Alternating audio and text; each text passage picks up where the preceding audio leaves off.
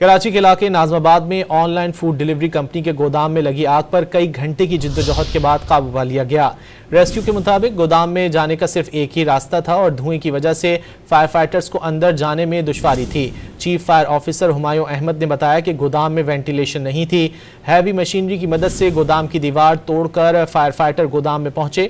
गोदाम में आतिशज़दगी के नतीजे में सामान जलकर खाकिस्तर हो गया। कराची के इलाके नाजमाबाद में ऑनलाइन फूड डिलीवरी कंपनी के गोदाम में लगी आग पर कई घंटे की जिद्दोजहद के बाद काबू पा लिया गया।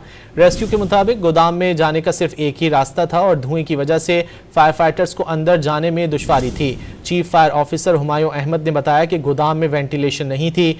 हैवी मशीनरी की मदद से गोदाम की दीवार तोड़कर फायर फाइटर गोदाम में पहुंचे। गोदाम में आतिशज़दगी के नतीजे में सामान जलकर खाकिस्तर हो गया। कराची के इलाके नाजमाबाद में ऑनलाइन फूड डिलीवरी कंपनी के गोदाम में लगी आग पर कई घंटे की जिद्दोजहद के बाद काबू पा लिया गया।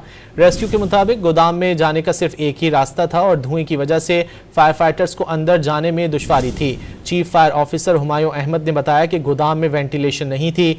हैवी मशीनरी की मदद से गोदाम की दीवार तोड़कर फायर फाइटर गोदाम में पहुंचे। गोदाम में आतिशज़दगी के नतीजे में सामान जलकर खाकिस्तर हो गया।